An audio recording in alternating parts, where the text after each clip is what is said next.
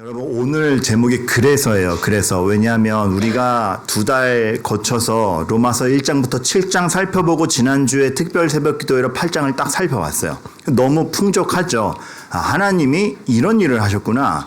예수 그리스도가 이런 의미구나. 성령님이 우리를 대신하여 탄식까지 하시는구나. 우리는 그렇게 실감나는 하나님을 믿는구나. 근데 여기서부터입니다. 그래서 그러니까 그런 하나님이 있다.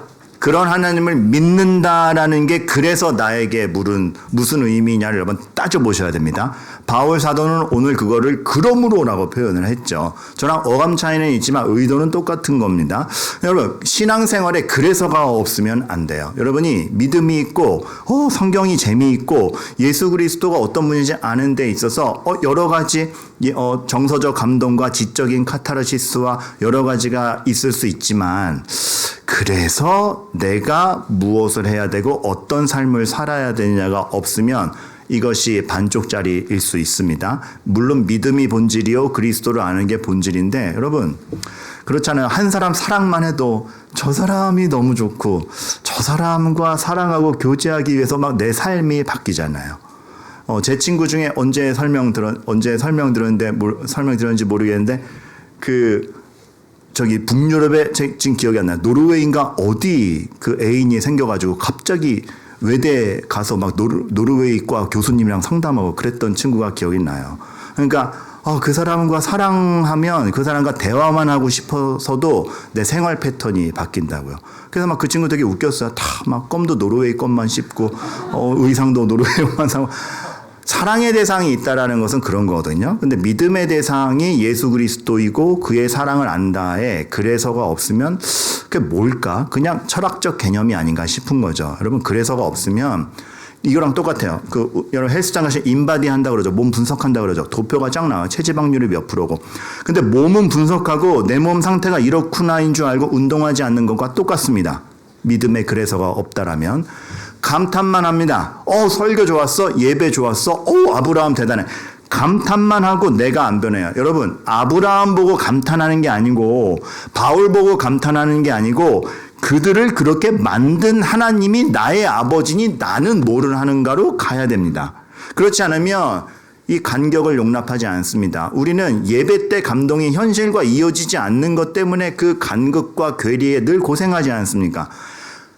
그래서가 없으면 이 간격을 용납하지 못하고 늘 실망하고 이렇게 조금 무의미한 재충전만 하는 것 같아요. 똑같이 살다가 주일에 와서 또 이렇게 정서적 충족받고 또 소진되고 그러면 안 되고 그 간격을 점점 좁혀가야 돼요. 그래서 내가 오늘 울었는데 내가 오늘 감동받았는데 내가 오늘 예수님에 대해서 더 알았는데 그래서 나의 월요일은 뭐야. 이게 한 걸음 한 걸음 있어야 간격이 좁아지고 이게 실제구나를 아는 것이죠. 그게 없으면 여러분 밟힙니다.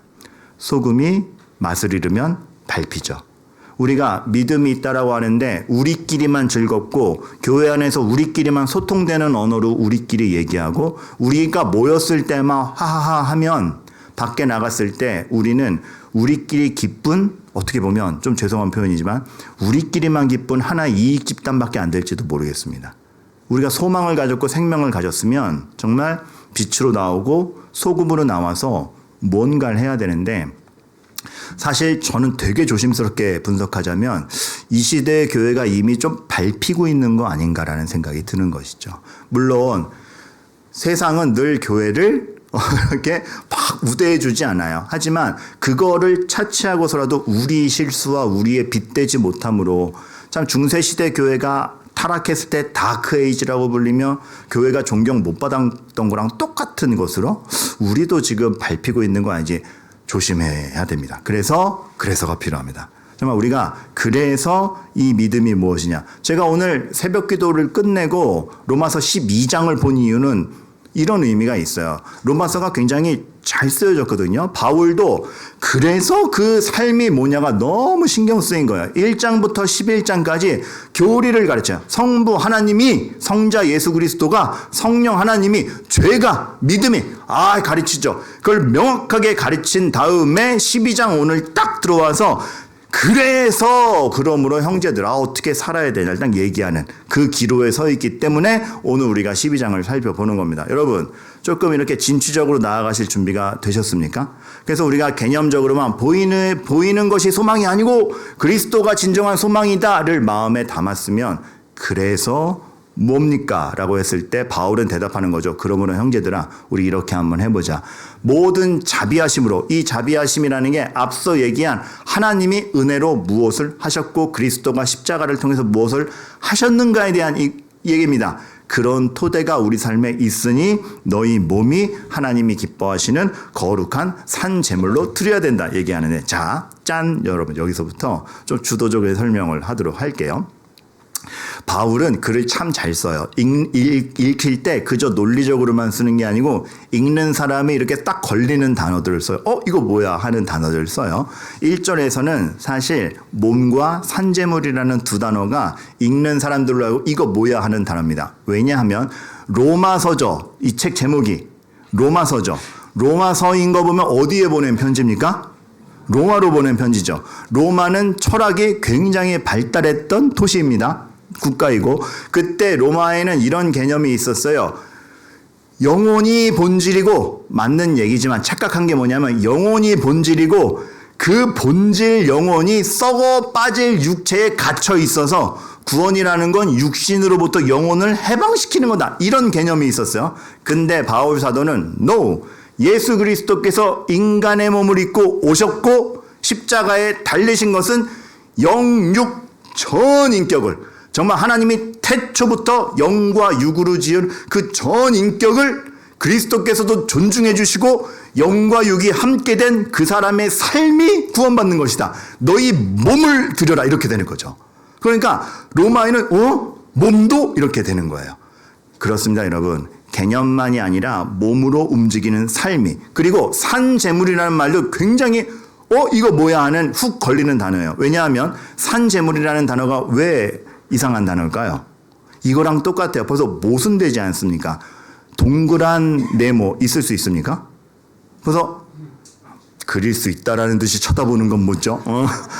상충되는 개념이에요. 제물은 죽여드리는 거잖아요. 근데 산제물이라고 하니까 벌써 안 맞는 단어 두 개가 딱 모여 있으니 각종 신에 대한 제의가 발달된 로마인들로서는 이해되지 않는 단어인 겁니다. 여기서 이제 그리스도가 탁 나오는 거죠. 그리스도가 우리 죄를 대신하여 죽으시고 부활하시고 그 예수 그리스도를 믿는 우리가 정말 그리스도께서 자신을 드리듯 우리도 전적으로 하나님 앞에 드려지는데, 그게 희생으로만 얘기하는 것도 아니고 제의적으로만 드러나는 것도 아니고 삶을 통해서 나의 변화된 영혼이 몸을 동반한 삶을 통하여 드려지는 것이다. 이 개념이 딱 나오는 겁니다. 그러니까 여러분, 우리가 예배를 드려서 정말 말씀으로 충족받고 말씀으로 변화된다라는 것이 여러분의 삶으로 돌아가서 얼마나 그 말씀대로 사는 진취적인 걸 얘기하는 건지 우리가 각오해야 됩니다. 그래서 이 단어가 중요해요. 영적 예배니라. 우리가 여기서 단어를 영적 예배, 이게 너희가 드릴 영적 예배라고 하니까 흔히들 이렇게만 생각했죠.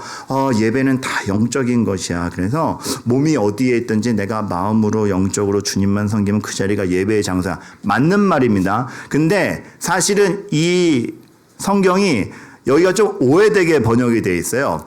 이 단어를 실제로 번역하면은 이 뜻에 더 가깝습니다. reasonable. 이 구수한 발음. 너무 굴려도 못 알아들으시니까 reasonable. 합당한, 합리적인이란 뜻이에요. 여기서 영적이라는 게 원래 뜻이 합당한, 합리적이라는 뜻이에요.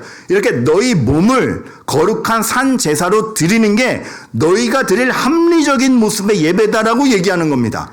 그럼 이 합리적이다가 무엇인가? 합리적이다가 무엇인가? 정말 논리와 합리를 따지는 로마인들에게 바울이 아주 정면으로 돌파하는 거죠. 너희의 합리가 아니라 우리가 아구를 맞추고 우리 논리에 맞추고 우리 원인과 결과를 맞추는 게 합리가 아니라 그리스도께서 죽으시고 부활하시고 그가 명령하시고 하늘 나라를 보면서 그 뜻에 맞추어 가는 것이 정말 합니다. 이거 얘기하는 거예요. 그래서 이게 딱 도전을 하는 거죠. 내 생각이 제일 합리적이지 않을 수 있다. 나에게 만족스러워도 이거 가지니까 행복하고 이게 원인이고 다 맞춰져 있는데, 아니 내 생각이 가장 합리적이지 않을 수 있다. 내 눈에 보이지 않아도 정말 합리적인 것은 하나님의 뜻이다. 그렇기 때문에 내가 정말 하나님이 뭘 말씀하시는지를 내 삶에 겪어보며 가겠다. 바울은 도전하는 겁니다. 말씀이 진짜인지 네 삶과 몸으로 체감해 보겠어. 너희들이 영적 예배니라.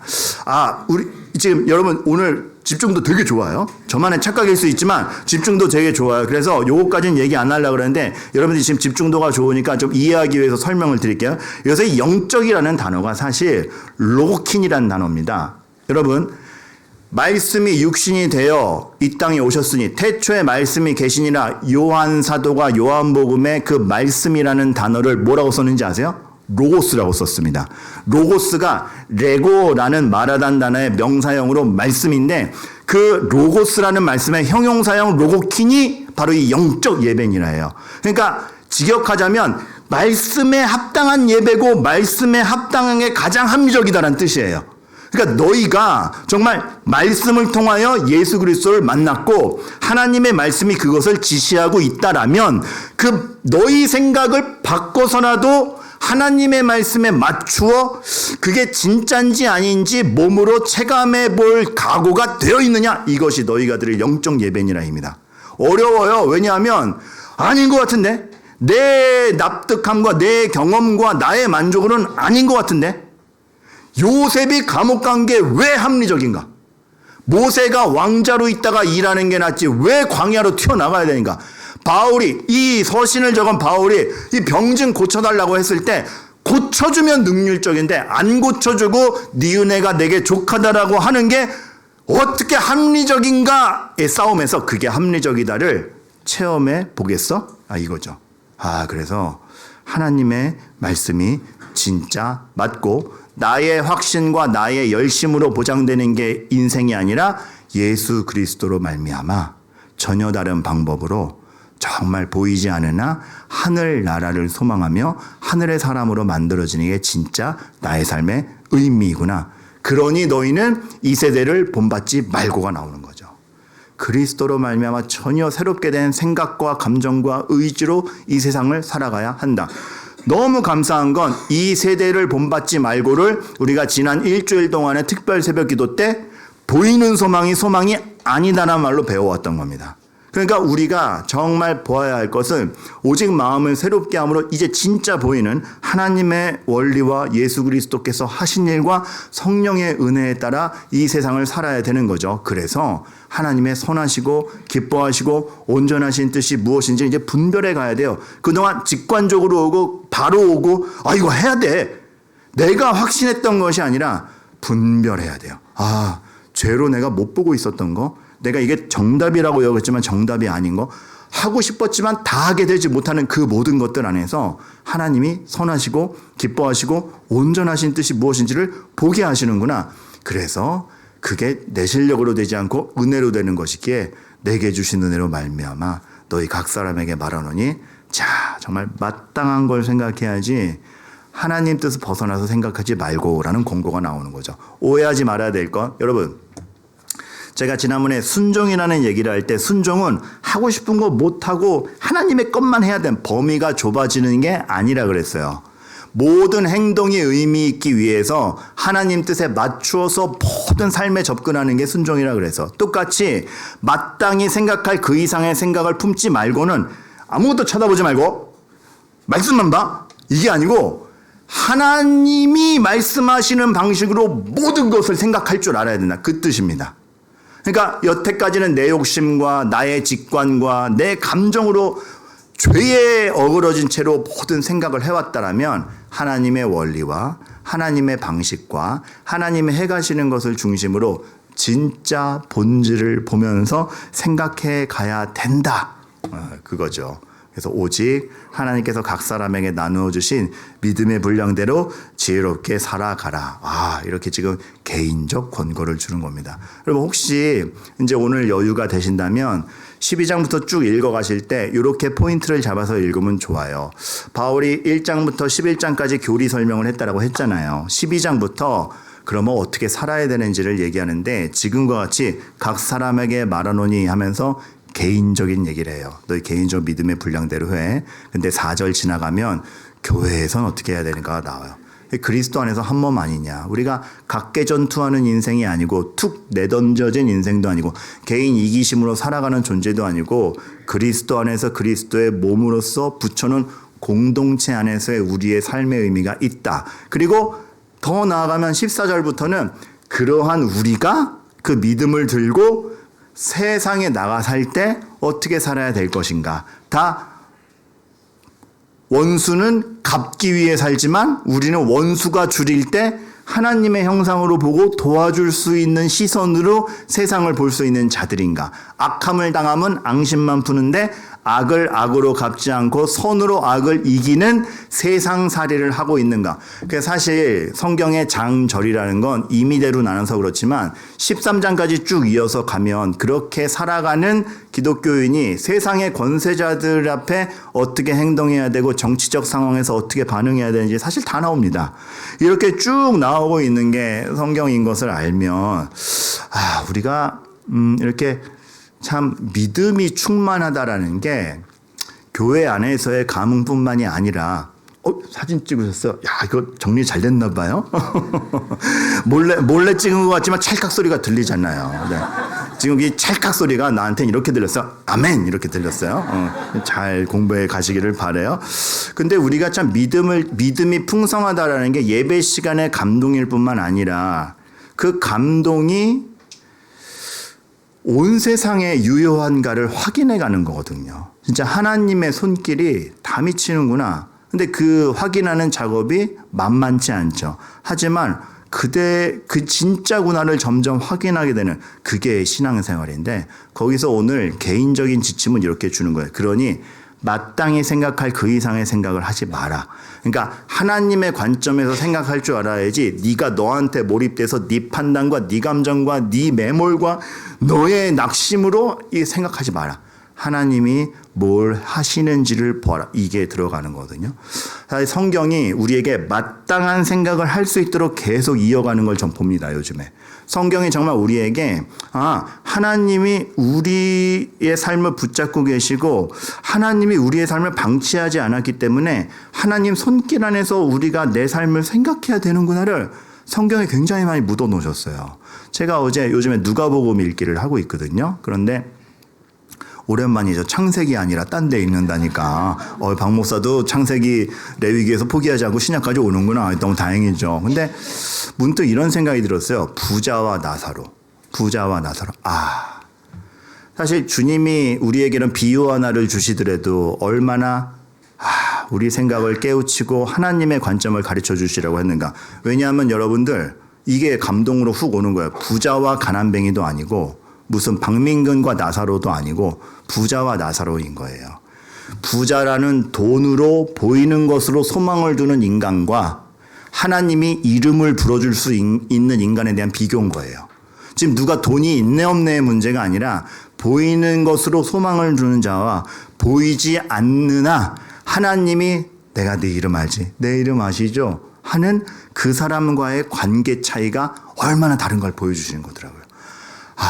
우리의 삶이 돈과 세상과 여건이 주는 게 아니고 하나님이 우리를 알아보시고 하나님이 내 아버지라는 것에서 해야 될 마땅한 생각이 무엇인가로 지금 가르치고 계시구나.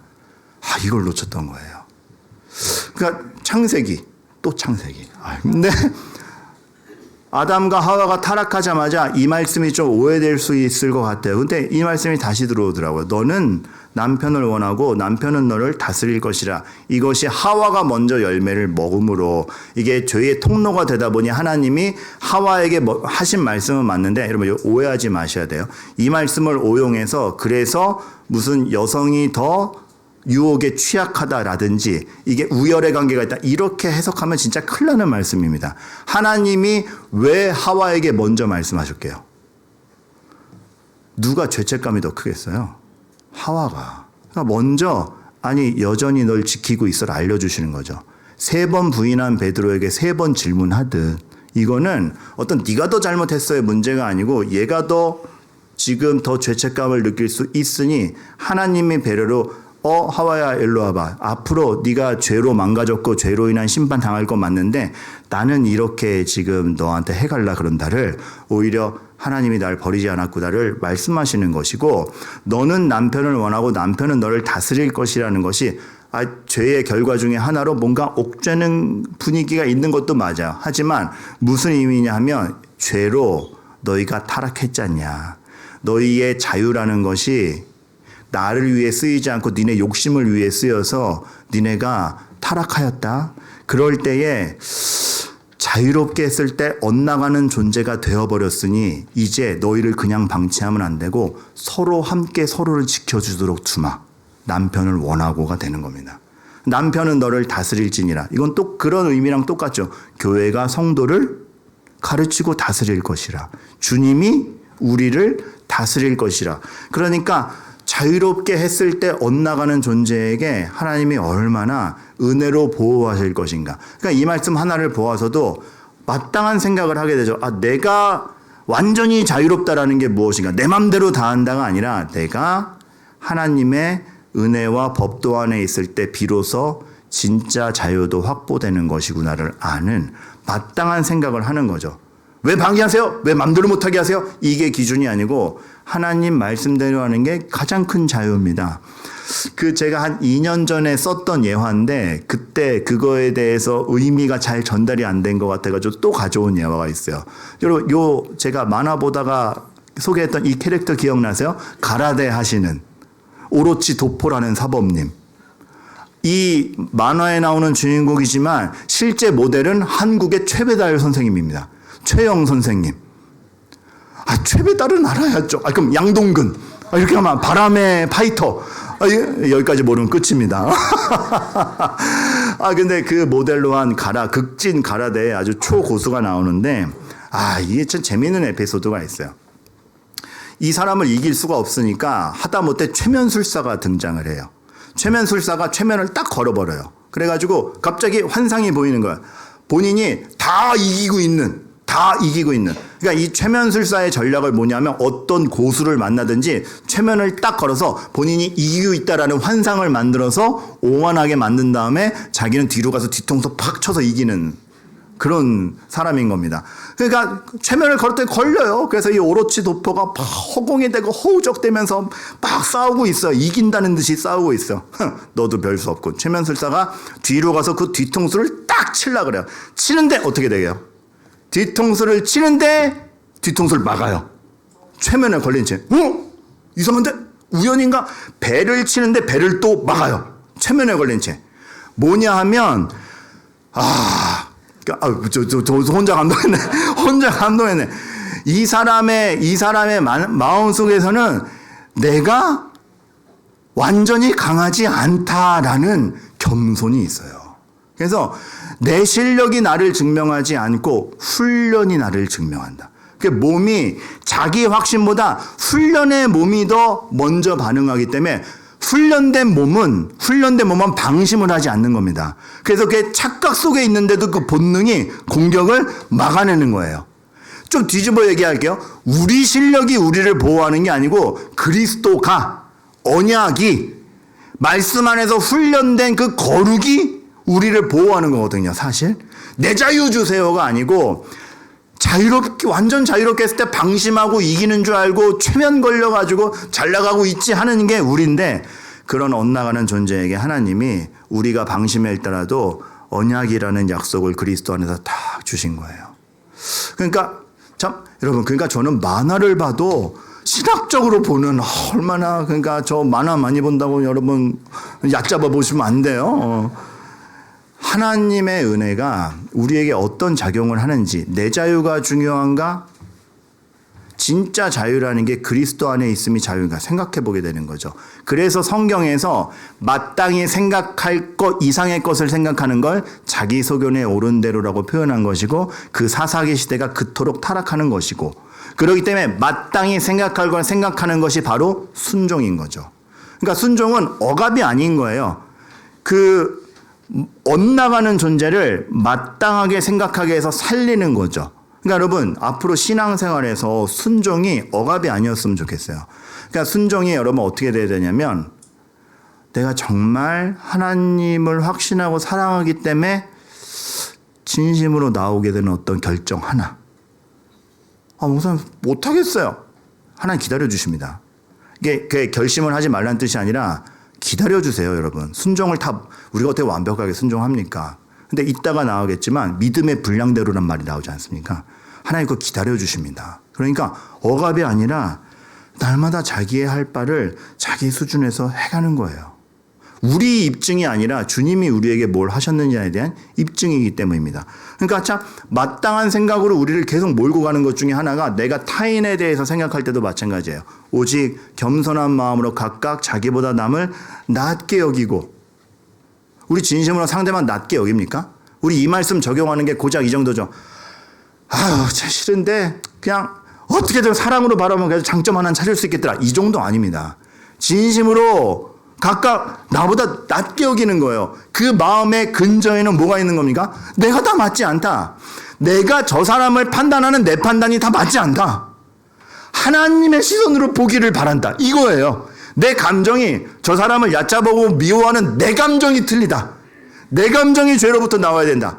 지금 이 상황이, 이렇게 몰려있는 이 상황이 나의 눈으로만 확인되는 것이 아니라 하나님이 이끌어 가시는 것으로 분별돼야 된다.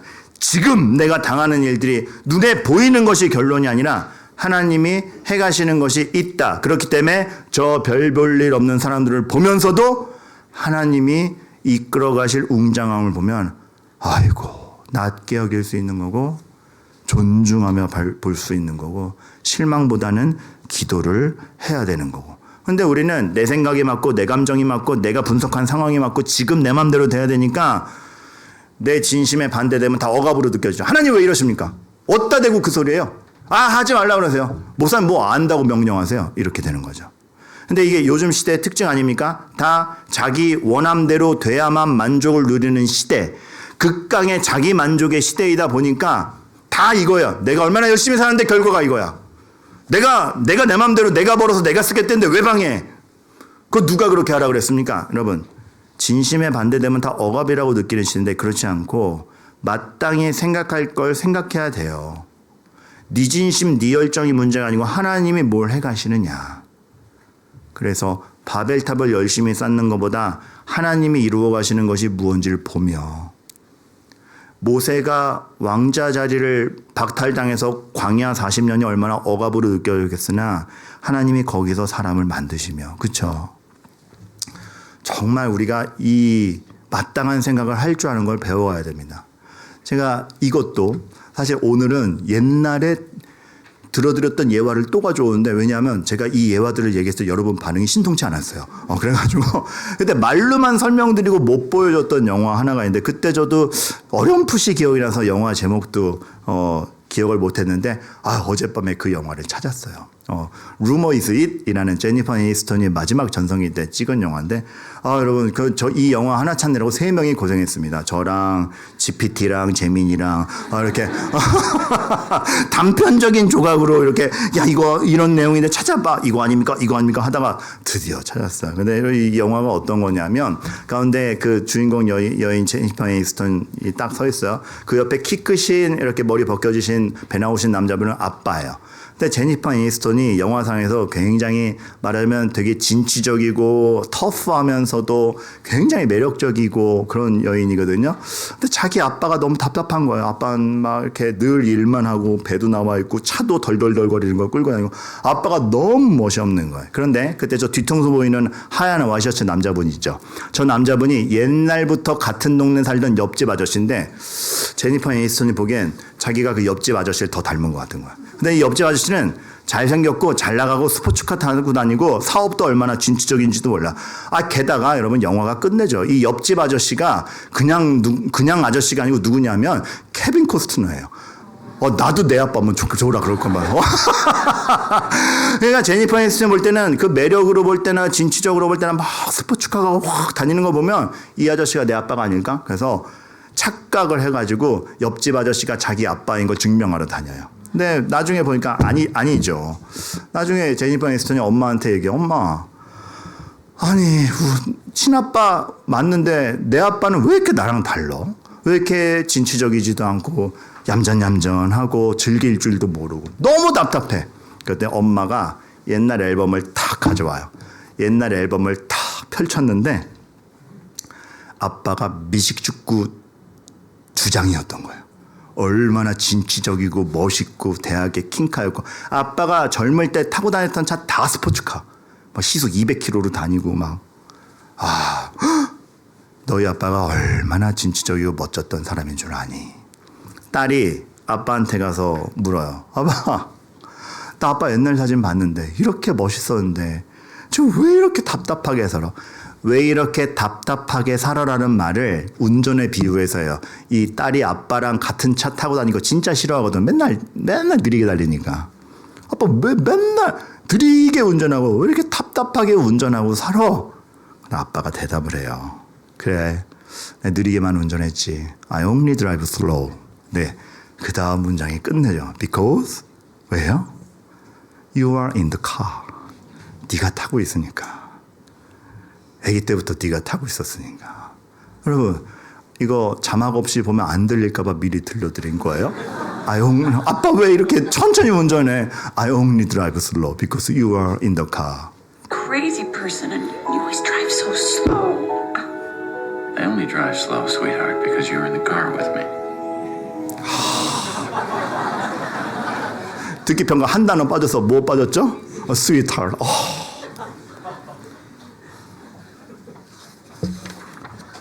하나님 왜 성공 안 주세요?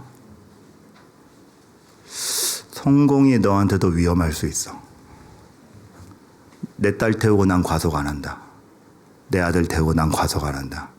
그게 너한테 더 위험할 수 있어. 줘보세요. 하나님 또 주세요. 삼손에게 힘을 주시는데 과속하다 망가졌죠. 아이고. 그러나 끝끝내 그러나 여전히 삼손아 너를 통해서 내가 일한다. 눈은 멀었지만 하나님을 보게 되는 눈을 뜬 삼손이 일하듯 사실 하나님 굉장히 그거 걱정하시면서 가시는데 우리 맨날 왜 느려요? 하나님 말씀하신 거죠. I only drive slow because you are in the car. 네가 있기 때문이야. 너 안 다치게 하려 그래. 내 방식이 맞으니까 같이 가자. 나 진짜 네 편이다. 여러분, 여러분에게 어떤 슬로우로 보이는 그 모든 것에서 여러분 고집이 아니라 하나님이 하시는 마땅한 일이 무엇인지를 좀 보시기 바라요. 그리고 이런 게 하나 더 있어요. 좀 여러분 중심성에서 벗어날 필요가 있는데 말하자면 이거 같아요. 원더라는 영화에 보면 어릴 때부터 얼굴이 어그러져서 태어난 아이가 있어요. 얘가 초등학교 가니까 왕따 당하고 맨날 학교 가면은 그 괴상한 얼굴 때문에 무시받고 어느 날 또 학교에서 따돌림 당하다가 무시받고 왔어요. 그래서 집으로 딱 와가지고 삐진 마음에 문 쾅 닫고 들어갔어요. 엄마가 와서 똑똑똑 두들겨요. 위로하지 마. 난 지금 위로도 필요 없어. 근데 여러분 여기서 대반전. 엄마가 아들아 그러나 실망하지 말고 엄마 널 사랑하고 그렇게 얘기하잖아요. 엄마가 딱 이런 얘기합니다. 난 너 위로하지 않아. 난 널 위로하러 오지 않았어. 세상은 네 중심으로 돌아가지 않아. 정신 차려. 더 큰 슬픔을 전해주러 왔어. 온 가족이 키우던 정말 오랫동안 키우던 강아지가 죽은 거예요. 지금 엄마도 슬프고 아빠도 슬프고 누나도 슬퍼하고 있어. 너 하나 슬픔에 고립될 때가 아니야. 더 큰 슬픔 전해주러 왔어. 너 세상은 네 중심으로 돌아가지 않아. 이런 큰 슬픔도 있어. 나와. 우리는 우리 거에 고립돼요. 근데 주님이 똑똑 두들겨서 필요 없어요. 웃기고 있네. 죄송합니다. 죄가 얼마나 더 절망적인지.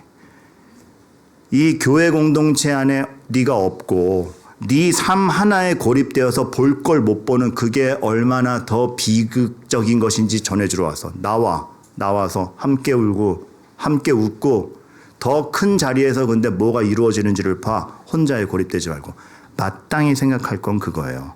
마지막으로 여러분들 요거 시간 많이 가는데 요거 설명하고 지나갈게요. 이왕 했으니까. 그래서 여러분들 인간과 동물의 구분점을 보통 이성적인 존재로 하지만 그 제임스 스미스 목사님이 이런 얘기했죠. 인간과 동물의 구분점은 이성적인 존재냐 아니냐가 아니라 예배하는 존재라는 데서 다르다. 우리는 하나님을 알아보고 하나님을 갈망하고 하나님 앞에 모든 감각이 맞춰져 있는 거에서 동물과 다른 거지 기능적으로 뛰어남? 아니요. 여러분 거기서 승부 갈리지 않습니다. 우리가 마땅히 생각할 거를 정말 주님으로 여기는지. 마지막 그럼 믿음의 분량대로. 믿음의 분량대로. 이게 근데 이렇게 설교를 하면 근데 난 오늘 들은 거 다 감당이 안 되는데 오늘 들은 거 내가 다 소화되지 않는데 난 그만큼 하나님 앞에 맞춰서 보이는 게 여전히 더 체감적이지 보이지 않는 걸 소망으로 여기기 좀 힘든데 믿음의 분량대로 하세요. 기다려주세요. 믿음의 분량대로 하세요. 이찬수 목사님이 우리 그 전교인 새벽기도 때 오신 고상선 목사님이랑 일망성도 파송운동 이렇게 멘토팀 만들 때 초청했어요. 그때 처음 만났는데 고상선 목사님 새벽 예배 설교 들어보시면 알겠지만 굉장히 논리적이고 이성적이잖아요. 그렇죠? 그리고 해설이 들어가고 이찬수 목사님의 어떤 그 파토스적인 설교랑 그 되게 방향타가 다르잖아요. 고 목사님이 이찬수 목사님이 불렀을 때 그게 걱정이 됐대요. 목회 방향과 지향점과 스타일이 너무 다른데 한 팀이 될 수 있을까? 그래서 이찬수 목사님이 자 함께 일하자 할 수 있겠니? 라고 했을 때 고상성 목사님이 정직하게 말했대요. 함께 할 수 없습니다. 이 목사님과 저는 스타일이 너무 다릅니다. 마음 합치기 힘들 것 같습니다. 뭐가 마음에 안 드는데? 저는 목사님의 설교부터가 저는 솔직히 좀 마음에 들지 않는데 어떻게 함께 일하겠어요? 내 설교가 뭐가 나쁜데? 그거 진짜 사심없이 물어보시거든요. 그랬더니 고상성 목사님 감히 이렇게 얘기했대요. 목사님 설교는 주회가 없습니다. 좀 꼼꼼히 해석하고 주의해야 되는데 목사님 설교는 그게 없이 바로 적용 나오고 너무 이렇게 열정적이기만 합니다. 그때 모인 사람들 다 싸해졌대요. 다 분위기 막 냉랭해지고 목사님의 설교는 주회가 없습니다. 근데 다음 한마디를 고상선 목사님이 팀에 들어갈 결심을 해요. 뭐라 그러게요? 이찬성 목사님이. 그러니까 내가 너를 불렀지. 내가 주회를 못하니까 너를 불렀지. 이게.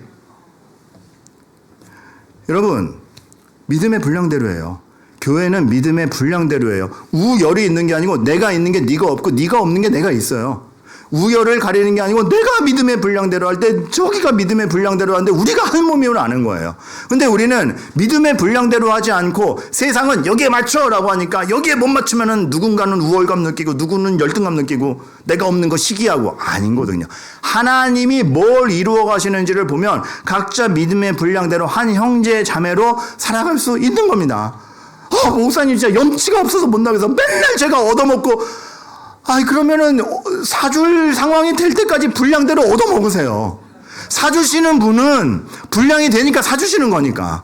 사주시는 분도 맨날 내가 사. 하지 마시고. 분량이 안 되면 멈추세요. 나는 오늘 나도 좀 얻어먹어야겠다. 멈추세요. 근데 되실 때는 맨날 내가 사가지고 내가 분량이 되니까 사지. 하나님이 맡기셨으니까 사지.